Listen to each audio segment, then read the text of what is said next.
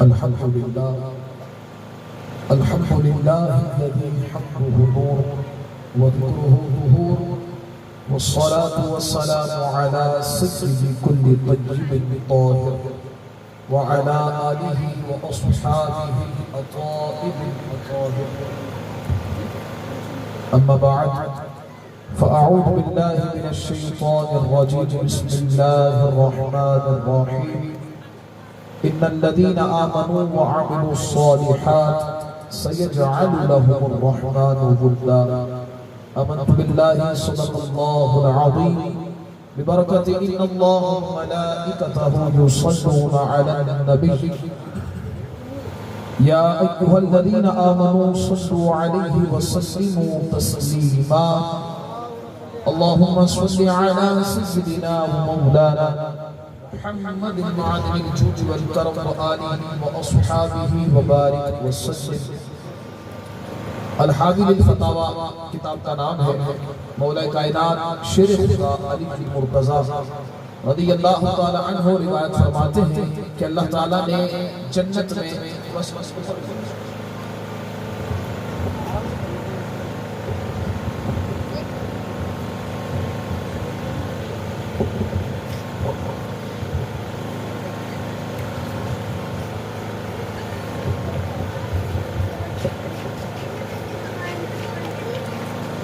الحاوی للفتاوی کتاب کا نام ہے. مولا کائنات شیر خدا علی مرتضیٰ رضی اللہ تعالی عنہ ارشاد فرماتے ہیں کہ اللہ تعالیٰ نے جنت میں ایک درخت کو پیدا فرمایا ہے جس کا پھل سیب سے بڑا ہے، انار سے چھوٹا ہے، شہد سے زیادہ میٹھا ہے، دودھ سے زیادہ سفید ہے، مشک سے زیادہ خوشبودار ہے. میرے علم کے مطابق یہ حضور سیدنا غوث اعظم شیخ عبدالقادر جیلانی رضی اللہ تعالیٰ عنہ کے عرس کی محفل ہے میرے معلومات کے مطابق. لیکن آپ تھوڑا سا چہرے پر مسکراہٹ لے کر آئیں تو مجھے پتا چلے کہ آپ بھی عرس ہی کی محفل میں آئے ہیں. اجنبیت ہو سکتا ہے ہو، لیکن چلے اجنبیت کو مٹاتے ہیں. ایک مرتبہ آپ بھی مسکرائیں، میں بھی مسکراتا ہوں، اور مسکرا کر سارے بابا سے بولیں سبحان اللہ فرما دیں. میری ایک عادت ہے، میں سوتا ہوں کہ سامنے تقریر کرتا نہیں. معذرت، میں چاہتا ہوں کہ میں بھی بولوں تو آپ بھی بولیں، اور آپ صرف میری واہ واہ نہ کریں اور اپنی واہ واہ کبھی چاہتے بھی نہیں ہیں، بس اللہ کی تسبیح سبحان اللہ بیان کریں.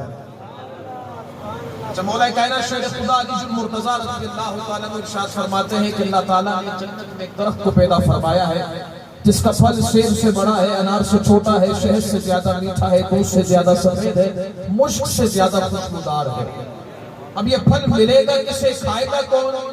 مولا کائنات شیر خدا رضی اللہ تعالیٰ عنہ آگے خود ارشاد فرماتے ہیں.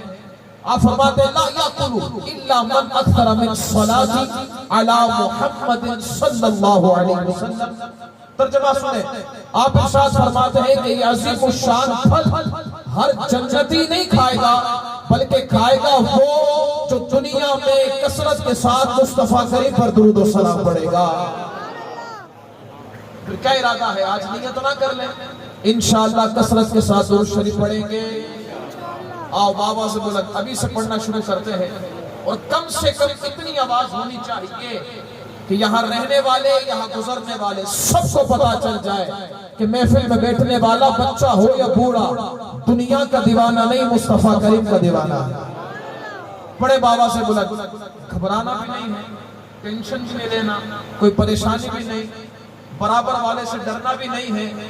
برابر والا کل کہے نا یار کل بڑا دیوانہ دکھ رہا تھا، تو اس سے کہنا الحمدللہ دنیا کے لیے نہیں، آمنہ کے لال کے لیے.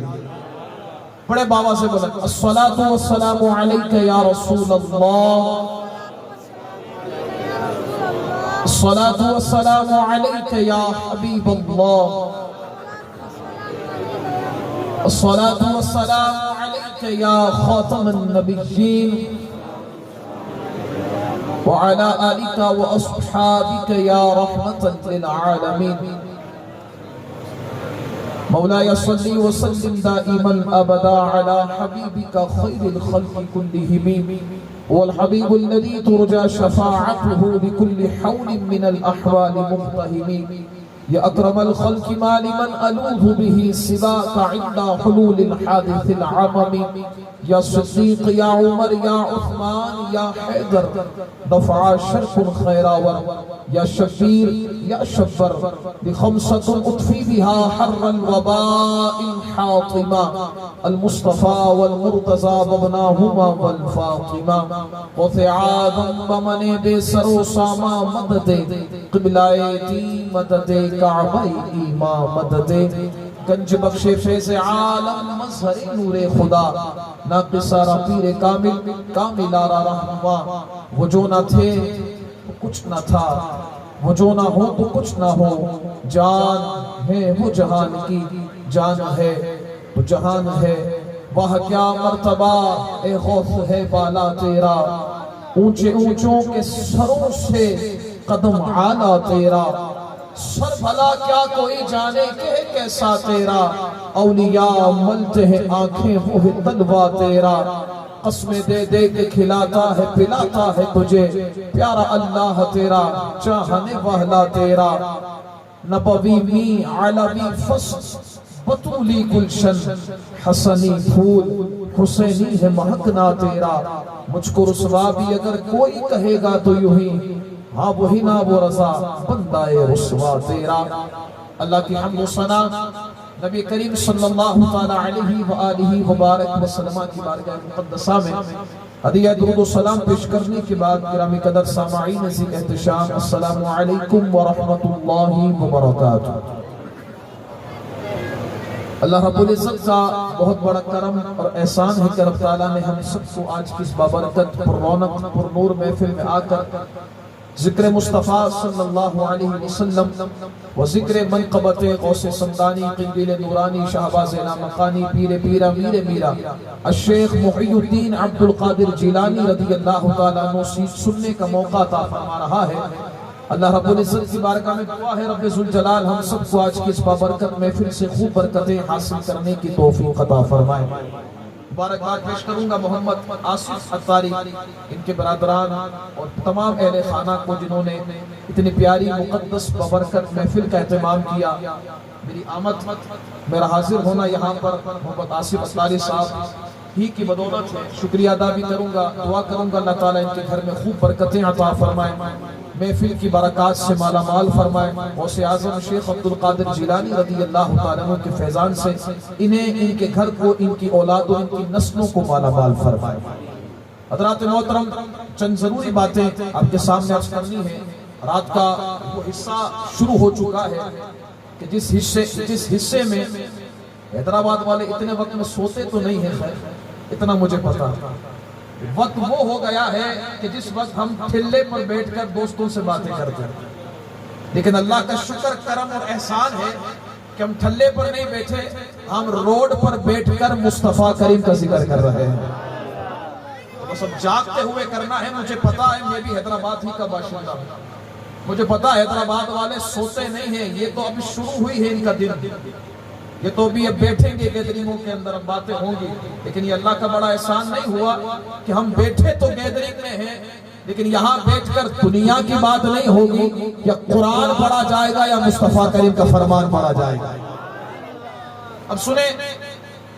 اللہ رب العزت نے اپنے ولیوں کو عظیم الشان شانیں اور برکتیں اور عظمتیں عطا فرمائی اور ایسی شان ہے ایسی عظمتیں ہیں ایسا مقام و مرتبہ ہے کہ جہاں جائیں ان سے محبت کرنے والے ملتے ہیں جس کونے میں جائیں وہاں ان سے پیار کرنے والے ملتے ہیں کیونکہ آج موضوع حضور غوث اعظم شیخ عبد القادر جیلانی رضی اللہ تعالیٰ عنہ ہے تو میں یہاں پر ایک بات عرض کرنا چاہوں گا رب تعالیٰ نے غوث اعظم شیخ عبد القادر جیلانی رضی اللہ تعالیٰ عنہ کو وہ عظمت وہ مقام وہ عزت عطا فرمائی ہے کہ اس دنیا کے جس کونے میں جائیں جس کونے میں جائیں اگر وہاں پوچھے نا کہ تم شیخ عبد القادر جیلانی کو جانتے ہو وہ اپنا ہو یا پرایا وہ ضرور یہ کہے گا تم انہی کی بات کر رہے ہو نا جو بغداد والے تاجدار ہیں اور میں یہاں پر الحمدللہ ہمارے ڈاکٹر عمر نیازی صاحب تشریف فرما ہے میں یہاں پر ایک بات عرض کرنا چاہوں گا ڈاکٹر صاحب بغداد شریف حاضری ہوتی ہے الحمدللہ چند سالوں پہلے میری بھی حاضری وہاں ہوئی تھی، وہاں ایک عالم دین ہے جو فرماتے ہیں کہ ایک مرتبہ غیر ملکی باشندہ بغداد شہر میں آیا. عالم دین نے ان سے مخاطب کر کے سوال کیا کہ حضور خیریت، آپ کہاں سے تشریف لائے ہیں؟ انہوں نے کہا میں چیچینیا سے آیا ہوں. انہوں نے کہا کہ یار اتنی دور سے بغداد آئے ہو، کسی کاروباری سلسلے میں آئے ہو، کوئی لین دین کا معاملہ ہے، کوئی کاروبار کا معاملہ ہے؟ انہوں نے کہا بابا کاروبار کا معاملہ ہوتا تو آنے کی ضرورت کیا ہے؟ تو کہا پھر آئے کیوں ہو؟ جملہ سنیے گا اس کا. کہا بغداد آئے اس لیے ہے کہ وہ نیلا گنبد غوث اعظم کا دیکھ لے. اچھا غوث اعظم کو وہاں کے لوگ بھی جانتے ہیں، چیچینیا کے لوگ بھی غوث اعظم کو جانتے ہیں. آپ کو پتا ہے غوث اعظم کون ہے؟ ہائے ہائے، ان کا جملہ سن کر ایک قادری دیوانہ بننا پڑے گا. وہ بندہ، وہ عالم دین چیچینیا کے کہتے ہیں، فرماتے ہیں کہ تم یہ بات کرتے ہو کہ ہم غوث اعظم شیخ عبد القادر جیلانی کو جانتے ہیں. فرمایا ہمارا عقیدہ، ہماری محبت ان سے یہ ہے کہ جب تک ہم وضو نہ کر لینا تب تک غوث اعظم کا نام اپنی زبان سے لیتے بھی نہیں ہیں. کہے نا سبحان اللہ. نہیں سبحان اللہ کہہ سکتے. اب یہ محبت، یہ پیار، یہ کیسے آتا ہے کسی کے دل میں؟ دیکھیں ہم بھی کسی سے محبت کرتے ہیں، ہم بھی کسی سے پیار کرتے ہیں، تو ایک محبت کا انداز ہوتا ہے. محبت بندہ کس سے کرتا ہے؟ جسے دیکھتا ہے. حسن کو دیکھ کر بندہ اس سے محبت کرتا ہے. چلو دیکھا نہیں، آواز سنی، آواز پیاری لگی، اس سے محبت ہو گئی. چلو نہ سنا ہے نہ دیکھا ہے، لیکن پھر بھی یہ ہے کہ سیرت کو پڑھ لیا تو بندے کو محبت ہو جاتی ہے. لیکن یہاں غوث اعظم کو پردہ فرمائے کئی صدیاں گزر چکی ہیں، نہ دیکھا ہے، نہ پڑھا ہے، نہ سنا ہے. یہ دل دھڑک رہا ہے تو ان کی محبت کیوں؟ سوال پیدا ہوتا ہے. تو آئیں قرآن سے پوچھتے ہیں. قرآن اس کا جواب ارشاد فرماتا ہے. قرآن کہتا ہے ان الذین آمنوا وعملوا الصالحات سیجعل لهم الرحمن ودا. رب فرماتا ہے کہ بے شک جو ایمان لائے اور اچھے اعمال کرے، رحمان وعدہ فرماتا ہے کہ اس کی محبت کو لوگوں کے دلوں میں پیدا فرما دے گا. یعنی پتہ یہ چلا ہے کہ یہ محبتیں، یہ پیار، یہ تعلق ذاتی نہیں ہے بلکہ رب تعالیٰ کی طرف سے عطائی ہے. الحمدللہ ہم یہ کہہ تو سکتے ہیں نا کہ رب کا کرم ہے کہ رب نے ہمارے دل کو اپنے پیاروں کی محبت کے لیے رکھا ہے. اور یہ محبت کا اہتمام کیسے ہوتا ہے؟ ذرا اس پر غور کیجئے گا. یہ پیار کا اہتمام کیسے ہوتا ہے؟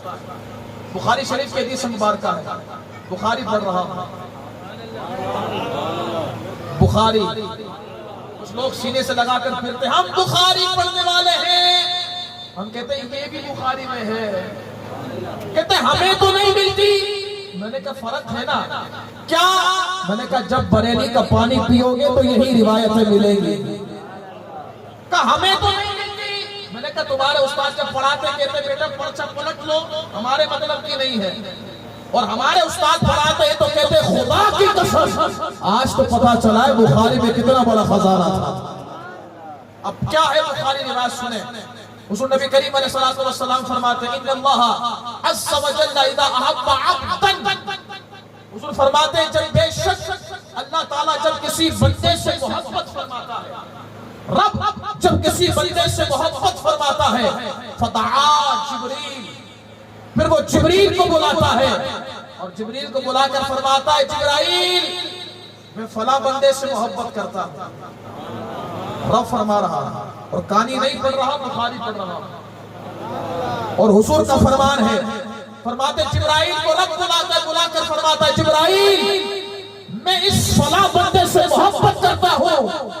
جبرائیل عرض کرتے ہیں مولا میرے لیے کیا حکم ہے؟ میرے لیے کیا حکم ہے؟ رب فرماتا ہے جبرائیل میں اس سے محبت کرتا ہوں، تو بھی اس سے محبت کر. اب یہ محبت یہیں تک بس نہ، روایت آگے بڑھی. رب فرماتا ہے جبرائیل جاؤ، جا کر سارے آسمان والے فرشتوں سے کہہ دو کہ وہ بھی فلاں بندوں سے محبت کرے. اب یہ محبت رب نے بھی فرمائی, جبرائیل امین علیہ السلام نے بھی فرمائی, سارے آسمان کے فرشتوں نے بھی کر لی. اب کہا جاتا ہے جاؤ دنیا میں اترو اور دنیا میں اتر کر اس اللہ والے بندے کی مقبولیت کے جھنڈوں کو توڑ کر آ جاؤ. یہ محبتیں, یہ پیار غوث اعظم سے جو آج ہمارا ہے, ہم اتنا یہ روایت پڑھ کر کہہ سکتے ہیں کہ یہ محبتیں ہم نے بعد میں کی ہیں. پہلے رب نے فرمائی ہے, پھر جبرائیل نے کی ہے, پھر سارے آسمان والوں نے کی ہے, پھر دنیا والے اللہ کی عطا سے ان سے محبت کرتے ہیں. اب آئیں, چونکہ وقت بہت زیادہ ہو چکا ہے, اس لیے بڑی تیزی کے ساتھ میں موضوع کی طرف آتا ہوں. حضور سیدنا غوث سمدانی, قندیل نورانی, شہباز مکانی, پیر پیرا, میر میرا, شیخ عبد القادر جیلانی رضی اللہ تعالیٰ عنہ, آپ کی ولادت 470 یا 471 ہجری میں جیلان شہر میں ہوئی. آپ کی زندگی کا جو ڈیوریشن ہے نا, مدت, وہ 90 سال ہے. 90 سال آپ دنیا میں ظاہری حیات کے ساتھ رہے ہیں. 90 سال. لیکن اس 90 سال کو پڑھے نا, ہمیں اپنی زندگی پر شرم آتی ہے. خدا کی قسم کہ 90 سال وہ 90 سال ہیں کہ ہمارے علماء نے اس کی تقسیم فرمائی ہے. شروع کے 30 سال علم دین حاصل کرنے والے, بیچ کے 30 سال علم دین پھیلانے والے, اور آخری کے 3 سال لوگوں کو پکڑ پکڑ کر رب کی معرفت دلانے والے. یہ غوث اعظم شیخ عبد القادر جیلانی رضی اللہ تعالیٰ کی زندگی کے 90 سال, یہ سارے 90 سال لوگوں کو دور نہیں کیا رب سے, بلکہ رب کے قریب کیا. آج کہتے ہیں یہ ولیوں کے پاس جاؤ گے رب سے الگ ہو جاؤ گے. ہم نے کہا نا نا, آج دیکھو جتنے ولیوں کے پاس گئے ہیں, لیکن بات ہے سچے ہو, سچے ولی. یہ جھوٹے موٹے, یہ ڈبے ڈبابو, ہم تو ان کو مانتے نہیں ہیں. یہ ننگے پتنگے ہم انہیں ولی مانتے نہیں ہیں. یاد رکھیے گا, جو اپنے آپ کو سجدہ کروائے ہم کہتے ہیں ان سے بڑا کوئی مشرک نہیں. ولی کون؟ ولی وہ جو اپنی بات نہ کرے, بات کرے یا قرآن کی یا فرمان مصطفیٰ کی, بس کسی اور کی بات نہ کرے, ولی وہ ہوتا ہے. اب دیکھیں, کہتے ہیں ولیوں کے پاس نہ جاؤ رب سے دور ہو جاؤ گے. لیکن میں کہتا ہوں ولی حیات ہو یا مزار میں ہو, جا کر دیکھو. ان کے پاس بیٹھ کر بندہ ان کی کہانی نہیں پڑھتا ہے, رب کا کلام پڑھتا ہے.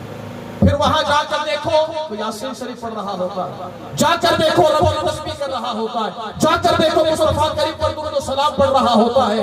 مجھے بتاؤ نا, ولی کے پاس جا کر بندہ رب سے دور, وہ ہے قریب ہوا ہے. تو جب بندہ قریب ہو رہا ہے تو پریشانی تمہیں کیوں ہے, گھبراتے کیوں ہو؟ گھبراؤ نہیں, جو ولی کے پاس جائے گا رب سے دور نہیں ہوگا, رب کے قریب ہو جائے گا. غوث اعظم شیخ عبد القادر جیلانی رضی اللہ تعالیٰ عنہ, آپ کتنے بڑے اللہ کے ولی ہیں. آپ کی ولادت سے قبل بہجت الاسرار کے اندر موجود ہے کہ آپ کے والد ماجد حضرت سیدنا ابو صالح موسیٰ جنگی دوست رحمت اللہ تعالیٰ عنہ, آپ نے خواب میں حضور کی زیارت کی. حضور تشریف لائے اور آ کر فرمایا یا ابا صالح اعطاک اللہ ابنا, اے ابو صالح اللہ تعالیٰ تجھے بیٹا عطا فرمائے گا, بیٹا عطا فرمائے گا. بیٹا ہوا نہیں ہے, عطا فرمائے گا. مستقبل کی بات, کس کے یہاں کیسا بچہ ہوگا, زندہ ہوگا مردہ ہوگا, بچہ ہوگا بچی ہوگی, کوئی نہیں جانتا. میں نے کہا خدا کی قسم کوئی نہیں جانتا, لیکن رب جسے بتا دینا وہ جانتا ہے. اور ہمارے آقا کو حضور, ہمارے آقا کو رب نے بتایا ہے, اسی لیے تو آ کر بتایا نا کہ ابو صالح اللہ تعالیٰ تجھے بیٹا عطا فرمائے گا. وہ ولی شد, وہ عام بیٹا نہیں ہوگا, اللہ کا ولی ہوگا. آگے فرمایا وہ محبوبی و محبوب اللہ, وہ میرا پیارا بھی ہے, وہ اللہ کا پیارا بھی ہے. اور آگے فرمایا وَسَيَكُونُ شَانٌ فِي أَوْلِيَاءِ وَأَقْرَابِ كَشَانِي بَيْنَ الْأَنْبِيَاءِ وَالْمُرْسَلِينَ. سنیں غوث اعظم شیخ عبد القادر جیلانی رضی اللہ تعالیٰ عنہ کی ولایت میں کیا شان ہے. آپ فرماتے ہیں لوگوں, اللہ تعالیٰ ایسا مقام و مرتبہ تیرے بیٹے عبد القادر کو عطا فرمائے گا کہ ولیوں کی صف میں جس طرح نبیوں کی صف میں مجھ مصطفیٰ جیسا کوئی نہیں ہے، اسی طرح ولیوں کی صف میں تیرے بیٹے عبد القادر جیسا کوئی نہیں ہے۔ اسی لیے میرے امام نے فرمایا نا، واہ کیا مرتبہ ہے غوث ہے بالا تیرا، اونچے اونچوں کے سروں سے قدم آلا تیرا، سر بھلا کیا کوئی جانے کہ ہے کیسا تیرا، اولیاء ملتے ہیں آنکھیں موڑے طلبہ تیرا۔ حضرات حضور غوث اعظم شیخ عبد القادر جیلانی رضی اللہ تعالیٰ عنہ کے القابات بے حد و بے شمار۔ آپ محبوب سبحانی بھی ہیں، قندیل نورانی بھی ہیں، شہباز اعلیٰ مکانی بھی ہیں، پیر پیرہ بھی ہیں، میر میرہ بھی ہیں، محی الدین بھی ہیں، لیکن جو آپ کا لقب سب سے زیادہ مشہور ہے نا، وہ ہے غوث اعظم۔ کیا مطلب؟ غوث کا مطلب ہے فریاد رس، مدد کرنے والا، یہ غوث کا مطلب ہے۔ اور صوفیہ فرماتے ہیں غوث اس انسان کو کہا جاتا ہے کہ ساری مخلوق پریشانی میں اس کے پاس جائے، وہ اللہ کی بارگاہ میں دعا کرے، اللہ تعالیٰ اس کی پریشانی کو دور فرما دے۔ غوث اس کو کہا جاتا ہے۔ اب ہمارے غوث اعظم ہے، مخلوق کے اعتبار سے سارے مدد کرنے والوں میں سب سے بڑے مدد کرنے والوں، یہ غوث اعظم۔ اب کچھ لوگوں کو یہاں پریشانی ہوتی، دیکھیں رب فرماتا ہے قرآن میں، ایاک نعبد و ایاک نستعین، ہم تیری ہی عبادت کرتے ہیں، تجھی سے مدد کرتے ہیں۔ اب مدد کرنا تو رب کی صفت ہے، اب رب کے ساتھ اگر کسی کو شریک کر لیا جائے تو شرک ہو جائے گا، تو پھر کوئی غوث اعظم صرف اللہ، کوئی غریب نواز نہیں صرف اللہ، کوئی داتا نہیں صرف اللہ، یہ اعتراض ہوتا ہے ان کی طرف سے۔ اب اس اعتراض کا جواب بڑی خوبصورتی کے اندر، میں بڑے دھیمے انداز میں بات کو سمجھانے کے لیے عرض کر رہا ہوں، اس اعتراض کو سمجھانے کے لیے میرے آقا سیدی و سندی اعلیٰ حضرت امام اہل سنت الشاہ امام محمد رضا خان فاضل بریلوی علیہ رحمہ نے فتاوی رضویہ کی 21ویں جلد میں اس کا جواب ارشاد فرمایا ہے۔ 100 سال پہلے جو ضرب ماری ہے نا، ابھی تک اس کا اثر تازہ ہے، ابھی تک۔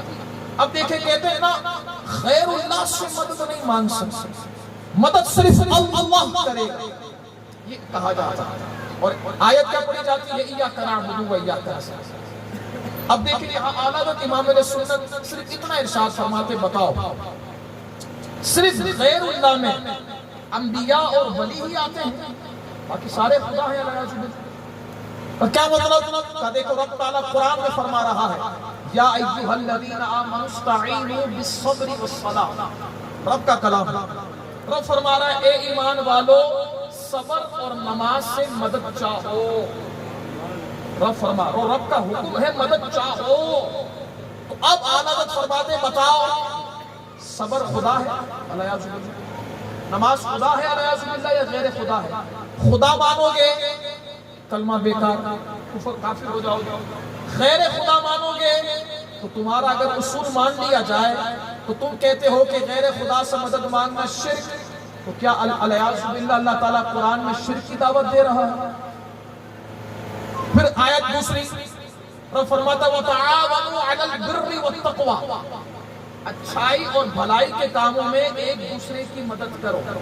اب یہ جو ایک دوسرے کی مدد کر رہے ہیں، ایک دوسرے کو خدا سمجھ کر یا غیر خدا سمجھ کر؟ اگر خدا سمجھ کر کریں گے کافر، غیر خدا سمجھ کر کریں گے تمہارا اصول مانا جائے تو اللہ تعالیٰ شرک کی دعوت دے رہا ہے اعوذ باللہ۔ اور احادیث مبارکہ کی طرف آئے تو وہ تو بے حد و بے شمار۔ حضور فرماتے ہیں صبح کی نماز سے مدد چاہو، اوابین کی نماز سے مدد چاہو، تہجد کی نماز سے مدد چاہو، اشراق و چاش کی نماز سے مدد چاہو۔ اب یہ جتنی مددیں چاہ رہے ہیں کس سے ہے؟ خدا سے یا غیر خدا سے؟ اگر ان تمام کو خدا کہو کلمہ کفر، اگر غیر خدا کہو تمہارا اصول مانا جائے تو کیا ہوگا؟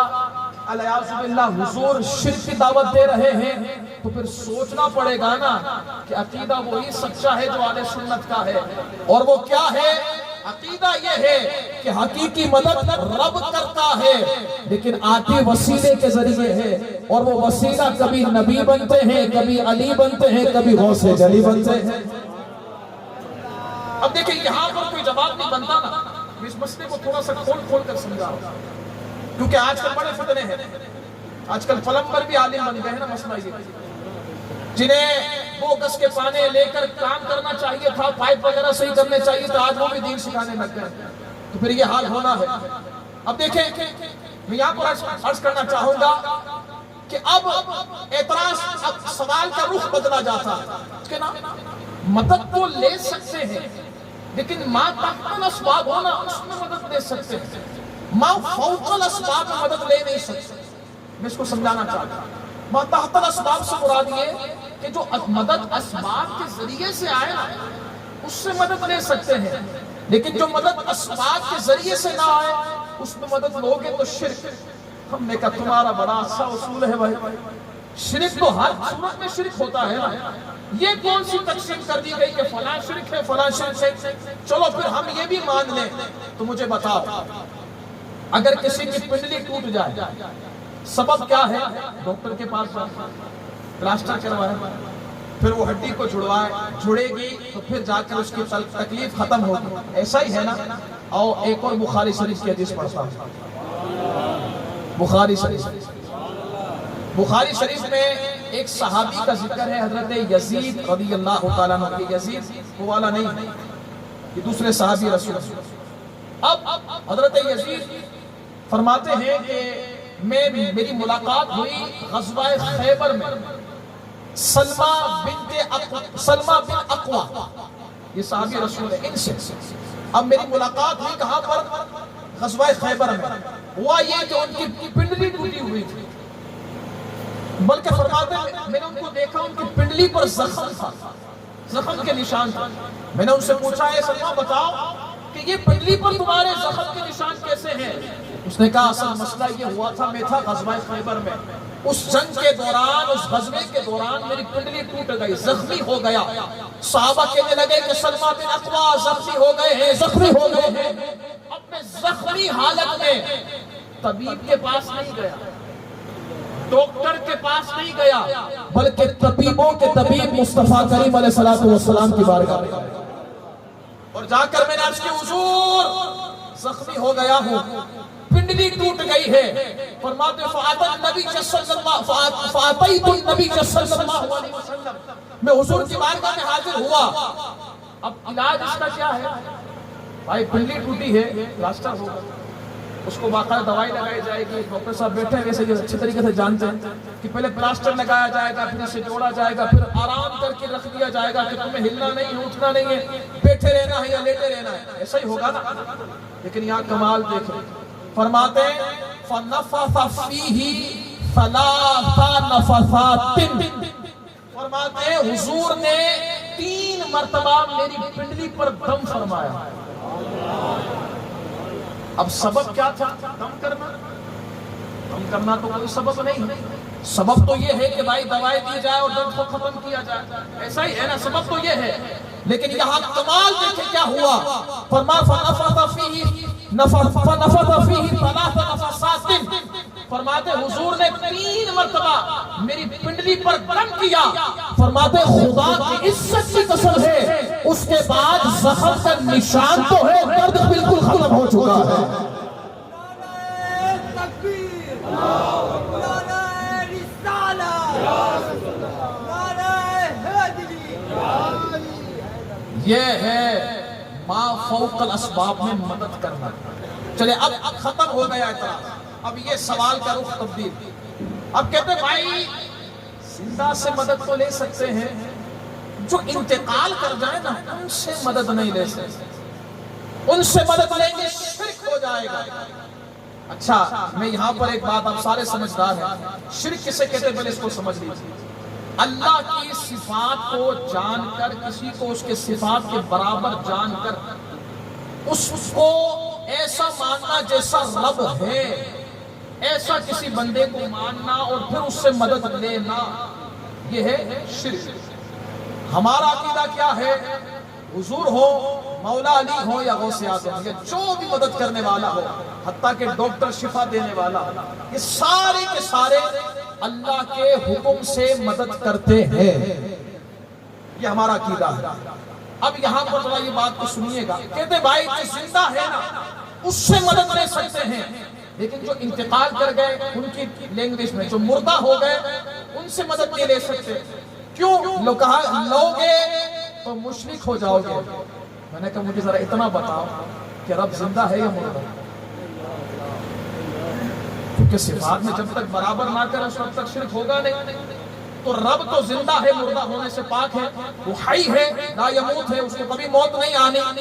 اب یہاں پر اس بات کو سمجھیں، جب رب زندہ ہے تو ہونا تو یہ چاہیے تھا نا زندہ سے مدد مانگنا شرک ہوتا۔ یہاں تو تم کہہ رہے ہو زندہ سے مدد مانگی جائے تو شرک نہیں، مردہ سے مدد مانگی جائے تو شرک۔ تو کیا اپنے نزدیک رب کو مردہ جانتے ہو؟ علیہ باللہ۔ میں یہاں پر تھانوی صاحب اشرف علی تھانوی حکیم الامت جو دیوبندیوں کے ہیں، وہ اپنی کتاب الافادۃ الیومیہ میں لکھتے ہیں کہ 5 قسم کی مدد ہے جو گزر گئے ہیں، انتقال کر گئے ہیں، ان سے لینا۔ کہتے ہیں ایک مدد ایسی ہے کہ جو جائز ہے، وہ کیا؟ جن سے مدد لی جا رہی ہے نا انہیں مستقل نہ مانا جائے، یعنی ایسا نہ مانا جائے کہ رب کرے یا نہ، رب کی عطا ہو یا نہ ہو یہ مدد کریں گے، ایسا نہ مانا جائے، بلکہ مانا جائے رب کی عطا ہوگی تو یہ مدد کریں گے۔ کہا اگر یہ عقیدہ ہے تو بندہ زندہ ہو یا مردہ، اگر یہ عقیدہ ہے تو یہ عقیدہ رکھنا بالکل درست ہے۔ ہمارا عقیدہ کیا ہے اس بارے میں کہ جتنے بھی ولی ہیں اللہ تعالیٰ نے انہیں یہ شان و عظمت عطا فرمائی ہے کہ ان کا جسم دنیا سے قبر کی طرف منتقل تو ہوا ہے، انہیں موت آئی ہے، لیکن پھر اللہ تعالیٰ نے ان کی طرف روح کو لوٹا دیا۔ اب آئیں، میں یہاں پر محدث بخاری شریف کے محدث ان کی ایک بات پڑھ کر اپنے موضوع کو ختم کرتا ہوں۔ بخاری شریف کے محدث ہیں یحییٰ بن یحییٰ، بلکہ امام بخاری رحمہ کے استادوں میں سے یحییٰ بن یحییٰ امام بخاری کے استادوں میں سے۔ علامہ ابن حجر عسقلانی نے راویوں کے لیے جو کتاب لکھی ہے نا وہ التہذیب کتاب ہے، تہذیب التہذیب، یہ کتاب ہے راویوں کے لیے۔ آپ ابن حجر عسقلانی رحمۃ اللہ تعالیٰ علیہ خود امام ہیں محدثین کے، راویوں کو پرکھنا ہوتا ہے نا، چاہے وہ دیوبندی ہو یا غیر مقلد وہابی ہو یا سنی ہو، راوی کو چیک کرنا ہوتا ہے تو تہذیب التہذیب کو اٹھانا پڑتا ہے۔ جسے امام ابن حجر عسقلانی نے صحیح لکھا ہے اس راوی کو صحیح ماننا پڑتا ہے۔ اسی ابن حجر عسقلانی رحمۃ اللہ تعالیٰ علیہ نے اپنی کتاب تہذیب التہذیب میں یحییٰ بن یحییٰ کے ترجمے میں آپ نے لکھا ہے کہ امام حاکم، یہ بھی محدث، امام حاکم اپنے استاد کی بات کو نقل کرتے ہیں۔ ان کے استاد کون ہیں؟ احمد نیشاپوری رحمۃ اللہ تعالیٰ علیہ، یہ خود بھی محدث ہے۔ تین محدث، یحییٰ بن یحییٰ، امام حاکم اور نیشاپوری رحمۃ اللہ تعالیٰ علیہ، یہ تینوں محدثین ہیں۔ امام حاکم فرماتے ہیں کہ میں نے اپنے استاد سے سنا، نیشاپوری رحمۃ اللہ تعالیٰ علیہ، آپ فرما رہے تھے کہ ایک مرتبہ ہوا یہ کہ مجھ پر سخت ترین مشکلات آئیں، سخت ترین مشکلات، میں پریشان ہو گیا کہ کس کے پاس جاؤں، کون مددگار ہے۔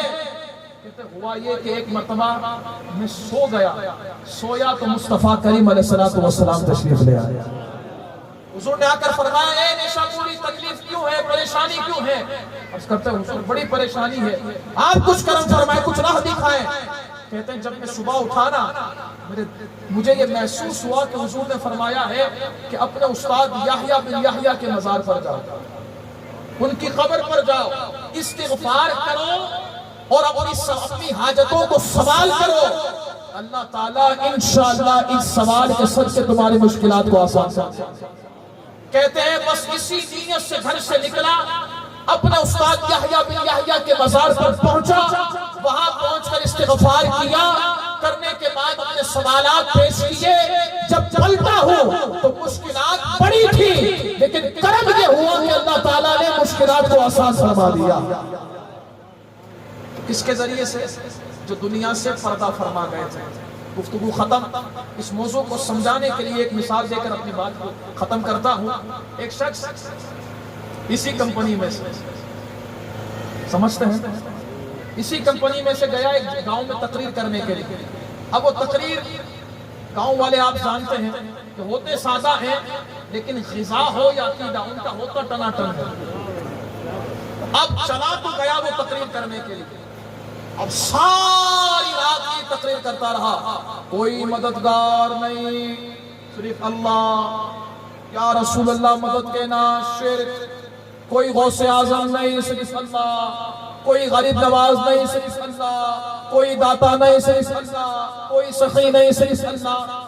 اب گاؤں والے کہہ رہے ہیں یہ کون آ گیا, یہ کون آ گیا, یہ کون آ گیا.